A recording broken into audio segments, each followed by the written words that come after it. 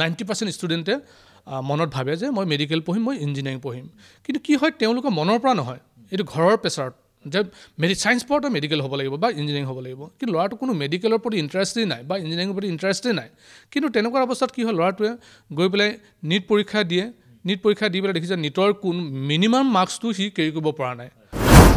ছাত্ৰ ছাত্ৰীটোৱে খুব মনত ফূৰ্তি যে মোৰ পৰা চেন্নাইৰ পৰা ফোন আহিছে, বম্বেৰ পৰা ফোন আহিছে, দিল্লীৰ পৰা ফোন আহিছে, গতিকে মই ভাল ছাত্ৰৰ কাৰণে মোৰ কাৰণে আহিছে।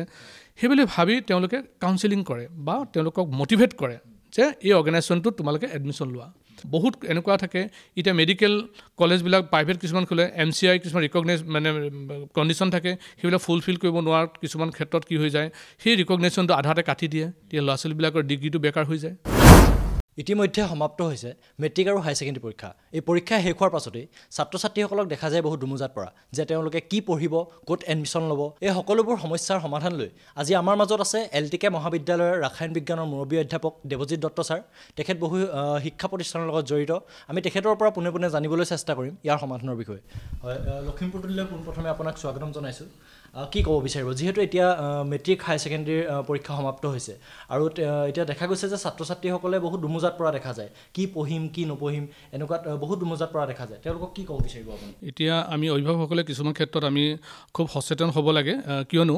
আমাৰ ছাত্ৰ ছাত্ৰীসকল অলৰেডি পৰীক্ষা দি শেষ কৰিছে, 10 দিছে, 10+2 কমপ্লিট কৰিছে। গতিকে আমি কেৰিয়াৰ সম্পৰ্কীয় এতিয়া আমি ছায়েন্স পঢ়িম বা আৰ্টছ পঢ়িম, কমাৰ্চ পঢ়িম, খুব ধৰণৰ এনেকুৱা আলোচনা এটা হয়। গতিকে আমি ছায়েন্স পঢ়িম, আৰ্টছ পঢ়িম, আমি কি কওঁ, ওচৰ চুবুৰীয়া হওক বা অভিভাৱকসকলে আমি কিছুমান ছাত্ৰ ছাত্ৰীক প্ৰেছাৰাইজ কৰোঁ যে ভৱিষ্যতলৈ তই ডক্টৰ হ, ইঞ্জিনিয়াৰ হ, বা তই প্ৰফেচাৰ হ, তই এডভোকেট হ, বিভিন্ন ধৰণৰ আমাৰ নিজৰ মনোভাৱে আমি খুব প্ৰেছাৰাইজ কৰোঁ যে এইটো হ। কিন্তু মই ক'ব বিচাৰোঁ আজি প্ৰজন্মক, আমি কোনো ধৰণৰ ক্ষেত্ৰত তেখেতলোকক প্ৰেছাৰাইজ কৰিব নালাগে। তেখেতলোকক আপোনালোকে বুজক, তেওঁলোকৰ চিন্তাধাৰা, তেখেতৰ ভাৱধাৰাবোৰ কেনেকুৱা, কোনফালে তেওঁলোক আগবঢ়া, এনেকুৱা বুজি লৈ পেলাই তেওঁলোকৰ ওপৰত গোটেই কেৰিয়াৰ সম্পৰ্কীয় কথাবোৰ দি তেওঁলোকক ডিচিশ্যন তেওঁলোকক ল'ব দিয়ক। এতিয়া আমাৰ কি হৈছে, বহুত ছাত্ৰ ছাত্ৰীৰ ক্ষেত্ৰত কি হয়, আমাৰ ল'ৰা ছোৱালীবিলাকৰ বিশেষকৈ 10+2 মানে কি হয়, মেডিকেল ইঞ্জিনিয়াৰিং এইম দুটাই মানে 90% ষ্টুডেণ্টে মনত ভাবে যে মই মেডিকেল পঢ়িম, মই ইঞ্জিনিয়াৰিং পঢ়িম। কিন্তু কি হয়, তেওঁলোকৰ মনৰ পৰা নহয়, এইটো ঘৰৰ প্ৰেছাৰত যে ছায়েন্স পঢ়াটো মেডিকেল হ'ব লাগিব বা ইঞ্জিনিয়াৰিং হ'ব লাগিব। কিন্তু ল'ৰাটো কোনো মেডিকেলৰ প্ৰতি ইণ্টাৰেষ্টেই নাই বা ইঞ্জিনিয়াৰিঙৰ প্ৰতি ইণ্টাৰেষ্টেই নাই। কিন্তু তেনেকুৱা অৱস্থাত কি হয়, ল'ৰাটোৱে গৈ পেলাই নীট পৰীক্ষা দিয়ে। নীট পৰীক্ষা দি পেলাই দেখিছে নীটৰ মিনিমাম মাৰ্কছটো সি কেৰি কৰিব পৰা নাই বা নীটৰ ধৰণৰ চিন্তাধাৰাই সি কুৱেশ্যনবোৰ কৰিবই পৰা নাই। আল্টিমেটলি কি হ'ব, সি ঘৰৰ বাধ্যত পৰি নীট পৰীক্ষা দিলে, নীট কোৱালিফাইড নহ'লে, নেক্সট আকৌ এটেম্প কৰিলে, কোৱালিফাইড নহ'লে, আকৌ এটেম্প কৰিলে, কোৱালিফাইড নহ'লে, 3 ষ্টাৰ লষ্ট, লগৰখিনি আগবাঢ়ি গুচি গ'ল। সি না আকৌ BSCত পঢ়িব পাৰে, না আকৌ বেলেগ লাইনত পঢ়িব পাৰে, সি হতাশা হৈ যায়। আল্টিমেটলি কি হয়, বহুত ল'ৰা ছোৱালী মই দেখিছোঁ যে ড্ৰপ আউট হৈ পেলাই পঢ়াৰ পৰা বিচলিত হৈ বেলেগ লাইনতো গুচি যোৱা দেখিছোঁ। ইয়াৰ পৰা আৰু কি সমস্যা হোৱা দেখা যায় বা কিছুমান ছাত্ৰ ছাত্ৰীক দেখা যায় যে বিভিন্ন প্ৰতিষ্ঠানে ইয়াত স্কলাৰশ্বিপ হয় এনেকুৱা কিছুমান হয়, আমি দেখা পাইছোঁ। একচুৱেলি কি হয়, এইটো সময়ত আমাৰ বিভিন্ন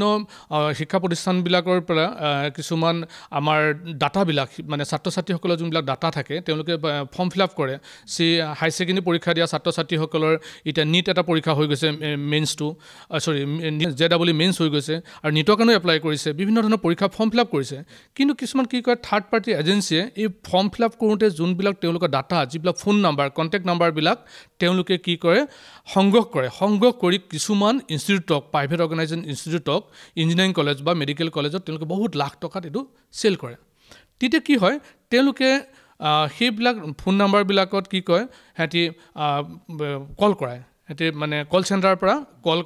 কৰাই পেলাই সিহঁতৰ শিক্ষানুষ্ঠানটোৰ বিষয় লৈ পেলাই অৱগত কৰায় যে আপোনাৰ ইমানটো আপোনাৰ মানে পাৰ্চেণ্টেজ এনেকুৱা আছে, আপোনাৰ এনেকুৱা আছে, আপোনাৰ লগত আমি কথা পাতি এইখিনি পাইছোঁ, গতিকে আমাৰ এটা স্কলাৰশ্বিপ আছে, আপুনি এপ্লাই কৰক, এটা লিংকটো দিছোঁ। চ' ছাত্ৰ ছাত্ৰীটোৱে খুব মনত ফূৰ্তি যে মোৰ পৰা চেন্নাইৰ পৰা ফোন আহিছে, বম্বেৰ পৰা ফোন আহিছে, দিল্লীৰ পৰা ফোন আহিছে, গতিকে মই ভাল ছাত্ৰৰ কাৰণে মোৰ কাৰণে আহিছে।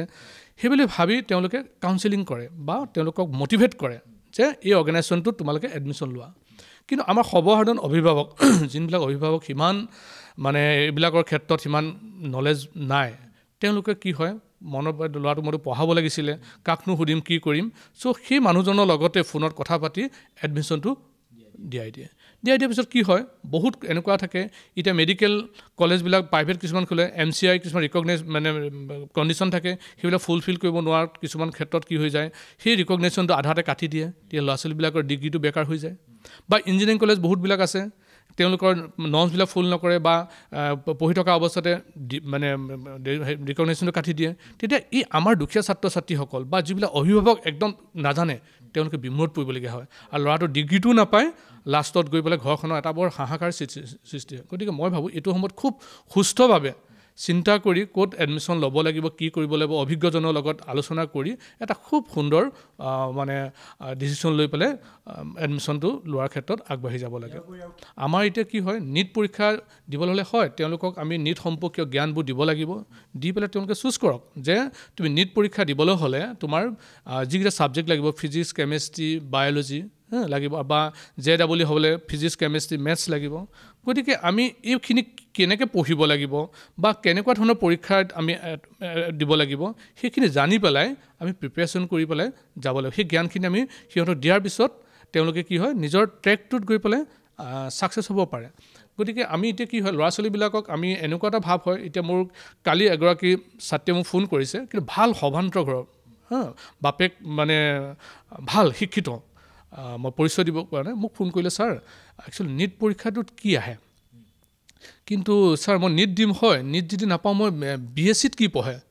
BSCত কি পঢ়ে ছাত্ৰীগৰাকীয়ে কথাখিনিও ক্লিয়াৰ হোৱা নাই এইটো আমাৰ শিক্ষকসকলৰ এটা মানে মই ভাবোঁ কেৰিয়াৰ সম্পৰ্কে জ্ঞান দিয়াৰ ক্ষেত্ৰত ক'ৰবাত মানে ভুল কুটিত হৈ গৈছে কাৰণ ছাত্ৰীগৰাকীয়ে BSC পঢ়িলে কি হয় সেইটো জনা নাই কিন্তু ভাল ছাত্ৰী তাই BSc পঢ়িলে কি হয় সেইটো গম পোৱা নাই আৰু তাই নীট পৰীক্ষা দিব লাগে থাকে মেডিকেল আছে সেইটো গম পাইছে তাৰপৰা যে আয়ুৰ্বেদিকো পঢ়িব পাৰে BDSও পঢ়িব পাৰে সেই জ্ঞানটো নাই গতিকে এতিয়া খুব জৰুৰী মই ভাবিছোঁ ছাত্ৰ ছাত্ৰীৰ কেৰিয়াৰ সম্পৰ্কে কথাখিনি বহুত জৰুৰী কেৰিয়াৰ সম্পৰ্কে এতিয়া আমাৰ কি হয় এইমছ আমাৰ যে ইণ্ডিয়াত 23খন এইমছ আছে বা 23খন IIT আছে আমাৰ ছাত্ৰ ছাত্ৰীয়ে বুজি নাপায় এইমছ কি IIT কি বুজি নাপায় গতিকে আমি যদি এইমছৰ সম্পৰ্কে যদি জ্ঞান দিওঁ IIT সম্পৰ্কে যদি জ্ঞান দিওঁ IITত কেনেকৈ পঢ়িব লাগে যদি আমি জ্ঞান দিওঁ ডেফিনেটলি আমাৰ ছাত্ৰ ছাত্ৰী বহুত ব্ৰিলিয়েণ্ট তেওঁলোকে সেইটো ধৰণৰ আগবাঢ়ি যাব পাৰিব এতিয়া আইজাৰ আছে 7খন আইজাৰ আছে আইজাৰত আমাক কেনেকৈ পঢ়িব লাগে আমি ৰিচাৰ্চ লেভেলত যদি মোৰ এইম আছে আমি BS MS কৰিব পাৰোঁ আইজাৰত গতিকে আমি আইজাৰৰ কথা আমি খুব বেছি মোৰ হিচাপত 10% ছাত্ৰ ছাত্ৰীহে জানে বাকীবিলাকে আইজাৰ নাজানে এতিয়া যেনেকৈ ISC Indian institute of science তাত যে আমি পঢ়িব লাগে তাত KVPPY বুলি এটা পৰীক্ষা হয় কিশোৰ বিজ্ঞান প্ৰতিষ্ঠান যোজনাৰ তাৰপৰা এটা স্কলাৰশ্বিপ দিয়ে নেশ্যনেল লেভেলৰ স্কলাৰশ্বিপ দিয়ে যিটো ইণ্ডিয়ান ইনষ্টিটিউট অফ ছায়েন্সে কণ্ডাক্ট কৰে সেই স্কলাৰশ্বিপৰ বেচিছত আমি কি কৰিব পাৰোঁ ছায়েন্স বেছ ল'ৰা ছোৱালীবিলাকে আমি কি পঢ়ি পেলাই ইন ফিউচাৰ আমি ৰিচাৰ্চ লেভেলত যাব পাৰোঁ এনেকুৱা ধৰণৰ কেৰিয়াৰ সম্পৰ্ক ল'ৰা ছোৱালীখিনিক যদি আমি দি দিওঁ তেতিয়া আমি ভুল পথে কেতিয়াও নাযায় গতিকে কেৰিয়াৰ নথকাৰ কাৰণে সৰ্বসাধাৰণ অভিভাৱকবিলাকে কি হৈছে যোনে ফোনত যি কৰিছে সেইভাৱে আমি গৈ পেলাই পঢ়িবলগীয়া আছে আৰু ল'ৰা ছোৱালীখিনিৰ ক্ষেত্ৰত আমি যথেষ্ট পইচা খৰচ কৰি কেতিয়াবা প্ৰকৃত ল'ৰাটো ছাত্ৰ ছাত্ৰীৰ উদ্দেশ্যটো আমাৰ সফল নহয়গৈ আধা জীৱনতে তেওঁলোকৰ বিচলিত হৈ যায় আৰু লাষ্টত ছাত্ৰ ছাত্ৰীকে বিভিন্ন ধৰণৰ পন্থা লৈ পেলাই তেওঁলোকৰ কেৰিয়াৰটো ধ্বংস হোৱা দেখা গৈছে গতিকে মই অভিভাৱকসকলে মই বিনম্ৰ অনুৰোধ আপোনালোকে অভিজ্ঞ শিক্ষকসকলক বা অভিজ্ঞজনৰ পৰা আপুনি পঢ়াৰ ক্ষেত্ৰত খুব সুন্দৰভাৱে কথাবিলাক বুজি লওক আৰু ছাত্ৰ ছাত্ৰীটোকো বুজক আমি চাকৰিমুখী নহ'লেও আমি চৰকাৰী চাকৰিমুখী নহয় আমি বৃত্তিমূলক কাম কৰিও আমি জীৱনত এজন সঠিক মানুহ হ'ব পাৰোঁ আমি এণ্টাৰপ্ৰেনাৰশ্বিপ হ'ব পাৰোঁ আমি অকল যে আমি ডক্টৰ ইঞ্জিনিয়াৰ হ'ম এনেকুৱা নাই আমি প্ৰকৃত এজন ভাল খেতিয়ক হৈ পেলাইও আমি জীৱনত বহুত ডাঙৰ আমি কিবা কৰিব পাৰোঁ আৰু আপোনালোকে অত্যন্ত মানে অভিজ্ঞতা ল'বলৈ অভিজ্ঞজনক নাপালেও আপোনালোকে এটলিষ্ট গুগলত বা ইউটিউবত গৈ ছাৰ্চ কৰি বিভিন্ন শিক্ষানুষ্ঠানৰ বিষয়ে অলপ বুজক আপোনালোকে দেখিব বহুতখিনি কথাই আপোনালোকে বুজিব পাৰিব আৰু ছাত্ৰ ছাত্ৰীটোক আপোনাৰ নিজৰ সন্তানটোক এটা প্ৰকৃত দিশত আপুনি মানে নিৰ্দিষ্ট এটা ভৱিষ্যত গঢ়াৰ ক্ষেত্ৰত আপুনি আগবঢ়াই নিব পাৰিব ধন্যবাদ জনাইছোঁ আমি ছাৰক পুনৰবাৰ তেখেতে বহুখিনি পৰামৰ্শ দিলে ছাত্ৰ ছাত্ৰীসকলৰ লগতে অভিভাৱকসকলক বহুখিনি পৰামৰ্শ দিছে এই পৰামৰ্শসমূহ যদি সকলোৱে পালন কৰে নিশ্চয় অভিভাৱকসকলৰ লগতে ছাত্ৰ ছাত্ৰীসকল নিশ্চয় উপকৃত হ'ব